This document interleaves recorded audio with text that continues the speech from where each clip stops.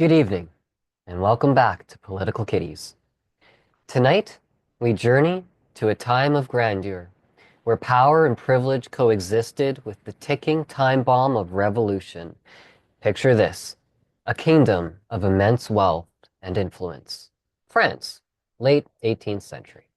The opulence of Versailles, the lavish feasts, the grand military victories, yet, beneath it all, was something terribly wrong, a nation on the brink of collapse. But what happens when the coffers are drained by wars fought thousands of miles away, and the people, the very heartbeat of the kingdom, are left starving, protesting, and desperate for change? This isn't just history, folks. This is a warning. You elected a man who wants to be king. Well, France, on the eve of the French Revolution, was a kingdom crumbling under the weight of its own debts. Wars like the American Revolution drained the treasury, leaving nothing but a growing gap between the elite and the masses. The people were starving, the government bankrupt, and the monarchy was in denial. Debt, extravagance, and ambition, these were the seeds of revolution. But before we dive into those revolutionary roots, let's ask a critical question. How do nations fall? How do those in power, those who should know better, let it all slip away? Is this starting to sound familiar? The echoes of Versailles are alive and well in the modern world, specifically the United States. Tonight, we'll explore how history repeats itself and why the lessons of the French Revolution are more urgent than ever before. Stay with us as we unravel how the ghosts of Versailles are haunting us, and how debt, like the great force of history, is ready to break open the doors of our future. This is Political Kitties, and we'll be right back. In Springfield, they're eating the cats. They're eating the pets. Picture it, France, 1789.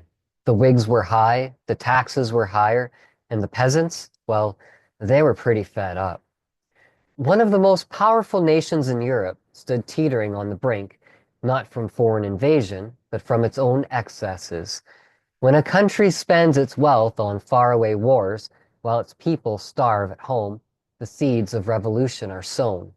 Welcome to 18th century France, a land where debt, decadence, and unchecked ambition collided to spark a revolution that would change the world. King Louis XVI thought he was untouchable, an absolute monarch, ruling from his gilded palace in Versailles, but the wealth that glistened around him was built on a house of cards, and those cards were about to collapse under the weight of a mounting crisis. Let's rewind a bit, all the way to 1775.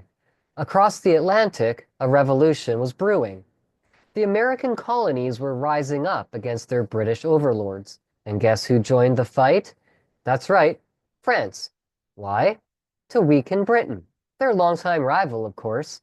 But here's the kicker. This noble cause came with a catastrophic price tag. France poured money into this war, money it didn't have. The French Navy played a pivotal role in the decisive Battle of Yorktown, but in the process, they bled the treasury dry. More than 1.3 billion livres to be precise. And that's a lot of dough, especially when your country is already strapped for cash.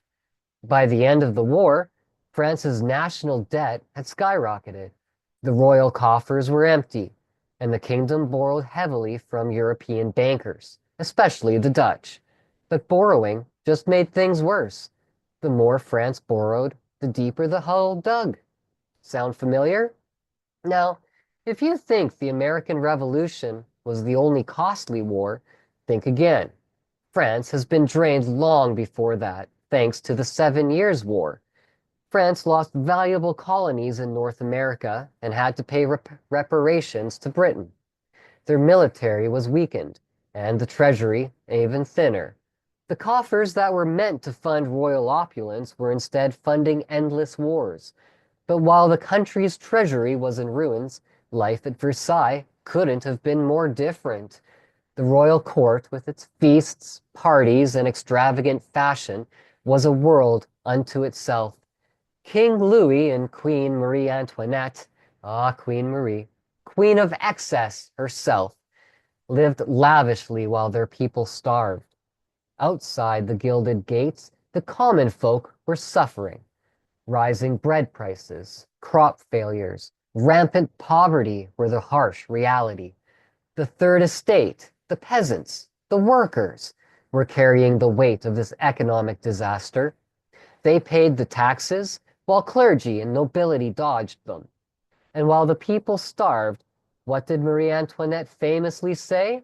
Let them eat cake. Of course, that wasn't actually true, but it's the perfect symbol of the disconnect between the royal family and the suffering of the masses. Meanwhile, attempts to fix this financial mess were met with fierce resistance.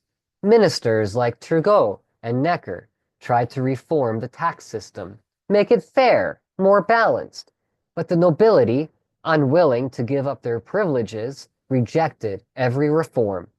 And so the country plunged deeper into economic despair. Food shortages in the late 1780s only worsened the situation. The people were hungry, they were angry, and they were about to rise up against the system that had crushed them. In 1789, the dam broke and the Bastille fell. The revolutionaries tore down the old regime, demanding justice for the suffering masses. The monarchy, once untouchable, crumbled. The people had had enough, and they wanted a new system, one that didn't bow to the whims of the elite. Fast forward to today. Picture this: a nation burdened by endless wars, drowning in debt, and a chasm widening between the elite and the common folk. Sounds like a history lesson, doesn't it? But what if I told you this is what the rest of the world has been watching unfold right now below us, as in the United States? Much like the French court of yore, today's political landscape is mired with gridlock. Efforts to address economic inequality are often thwarted by those who thrive under the current system. The cries for reform grow louder, but meaningful change remains elusive. Take, for instance, the recent rally in Tempe, Arizona, where Senator Bernie Sanders and Representative Alexandria Ocasio-Cortez addressed thousands. Their message? A stark warning about the rise of oligarchy and the erosion of democratic principles under the influence of wealth. Their call to action resonates with a populace yearning for change, yet there's a growing sense of disillusionment amongst the youth. A recent Gallup poll revealed a significant decline in trust towards government institutions, especially among younger Americans.